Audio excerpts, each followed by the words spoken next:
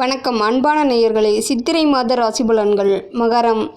பொறுமையால் வாழ்வில் பெருமை சேர்க்கும் மகர ராசி நேயர்களே, சித்திரை மாத கிரக நிலைகளை ஆராய்ந்து பார்க்கும் பொழுது உங்கள் ராசிநாதன் சனி குடும்பஸ்தானத்தில் சஞ்சரிக்கிறார். அவரோடு லாபாதிபதி செவ்வாயும் இணைந்து சஞ்சரிப்பதால் பொருளாதார பற்றாக்குறையும் அகலும். அதே சமயம் 7.5 சனி இன்னும் தொடர்வதால் சுப விரயங்களும் அதிகரிக்கும். குருவின் பார்வை அஷ்டமத்தில் பதிவதால் இழப்புகளை ஈடு செய்ய புதிய வாய்ப்புகள் வந்து சேரும். இழுபறியாக இருந்த சில வேலைகள் இனிதே முடியும். சனி செவ்வாய் சேர்க்கை. சித்திரை 1ஆம் தேதி முதல் 8ஆம் தேதி வரை குடும்பஸ்தானத்தில் சனியும் செவ்வாயும் சேர்க்கை பெறுகிறார்கள். இது அவ்வளவு நல்லதல்ல. குடும்பஸ்தானத்தில் முரண்பாடான சேர்க்கை இருப்பதால் குடும்ப பிரச்சனைகள் அதிகரிக்கும். உள்ளத்தில் நினைத்ததை உடனடியாக செய்ய இயலாது. தொழிலில் குறுக்கீடுகள் பல அதிகரிக்கும்.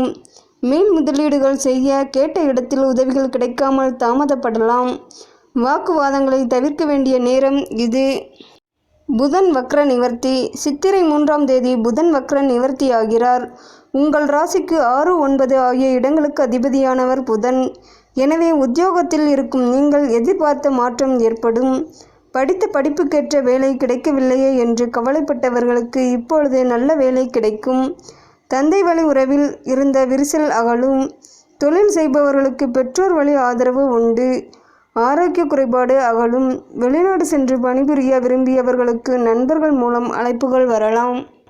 மீனம் செவ்வாய். சித்திரை 9ஆம் தேதி மீன ராசிக்கு செவ்வாய் செல்கிறார். உங்கள் ராசிக்கு 4, 11 ஆகிய இடங்களுக்கு அதிபதியானவர் செவ்வாய்.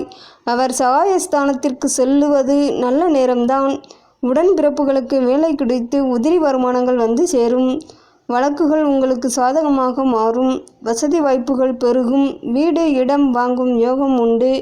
கட்டிய வீட்டை பழுது பார்க்கும் முயற்சி ஒரு சிலருக்கு கைகூடும். மேசம் சுக்கிரன். சித்திரை 12ஆம் தேதி மேச ராசிக்கு சுக்கிரன் செல்கிறார். உங்கள் ராசிக்கு 5, 10 ஆகிய இடங்களுக்கு அதிபதியானவர் சுக்கிரன்.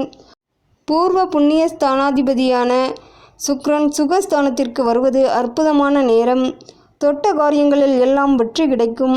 தொழில் வளர்ச்சிக்கு நண்பர்கள் உறுதுணையாக இருப்பார்கள். கட்டிட பணி தொடரும். உத்தியோகத்தில் உள்ளவர்களுக்கு விருப்ப ஓய்வில் வெளிவந்து சுய தொழில் தொடங்கலாமா என்று சிந்திப்பீர்கள். மேஷம் புதன். சித்திரை 23ஆம் தேதி மேஷ ராசிக்கு புதன் செல்கிறார். உங்கள் ராசிக்கு 6, 9 ஆகிய இடங்களுக்கு அதிபதியானவர் புதன். அவர் 4ஆம் இடத்திற்கு வரும்போது கல்வி, வேலை சம்பந்தமாகவும் வெளிநாடு செல்வது சம்பந்தமாகவும் எடுக்கும் முயற்சியில் வெற்றி கிடைக்கும். பாகப்பிரிவினைகள் சுமூகமாக முடியும். பழைய வாகனங்களை கொடுத்துவிட்டு புதிய வாகனங்களை வாங்கும் முயற்சியில் ஆர்வம் காட்டுவீர்கள். விலகி சென்ற உறவினர்கள் விரும்பி வந்து இணைவர். தொழில் சீராக நடைபெறும். பொது வாழ்வில் உள்ளவர்களுக்கு முக்கிய பிரமுகர்களின் சந்திப்பால் முன்னேற்றம் கிடைக்கும். வியாபாரம் தொழில் செய்பவர்களுக்கு வரவும் செலவும் சமம் ஆகும். உத்தியோகத்தில் உள்ளவர்களுக்கு உயர் பதவிகள் கிடைக்கும். கலைஞர்களுக்கு வாய்ப்புகள் வந்தபடியே இருக்கும். பெற்றோர்கள் ஆசிரியர்களின் வழிகாட்டுதல் மாணவிகளின் வளர்ச்சிக்கு வித்திடும். பெண்களுக்கு மாதத்தின் பிற்பகுதி மகிழ்ச்சி தரும்.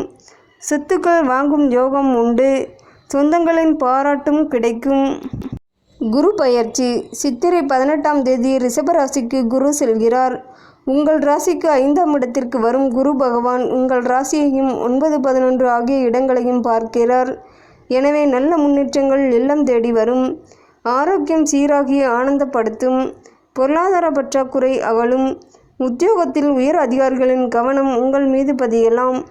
அதன் விளைவாக தலைமை பதவிகள் கிடைக்கும். தடைப்பட்ட திருமணம் தானாக நடைபெற வழிபிறக்கும். எதையும் துணிந்து செய்ய முன் வருவீர்கள். எதிரிகள் விலகுவார்கள். இனிய பலன்கள் கிடைக்கும் நேரம் இது. இந்த மாதம் முருகப்பெருமான் வழிபாடு முன்னேற்றம் வழங்கும். பண தேவையை பூர்த்தி செய்யும் நாட்கள். ஏப்ரல் 22, 23, 25, 26. மே 3, 4, 7, 8. மகிழ்ச்சி தரும் வண்ணம் கருநிலம்.